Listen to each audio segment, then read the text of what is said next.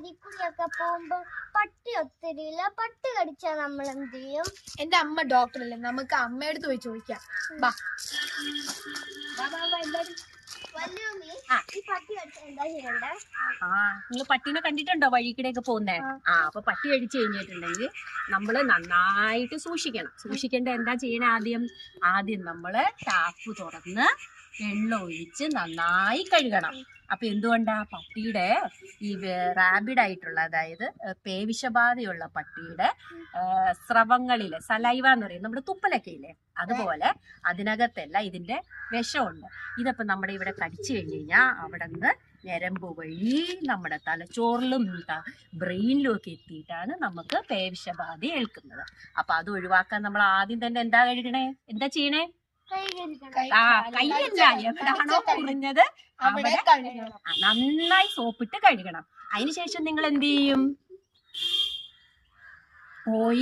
വീട്ടിൽ പോയി എല്ലാരോടും പറയണം. പട്ടി മാന്തിയാലും പൂച്ച മാന്തിയാലും നിങ്ങൾ പിള്ളേരെ ആരോടും പറയാതിരിക്കരുത്.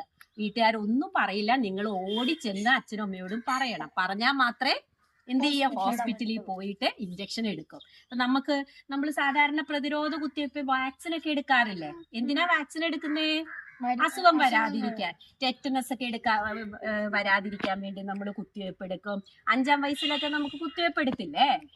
അതുപോലത്തെ കുത്തിവയ്പ്പ് തന്നെയാണ് ഈ പട്ടി കടിച്ച അതിനെതിരെ എടുക്കുന്നത്. 2 തരം കുത്തിവയ്പ്പാണ് എടുക്കുന്നത്. ആദ്യത്തെ കുത്തിവയ്പ്പ് നമ്മുടെ തൊടയിലെടുക്കും.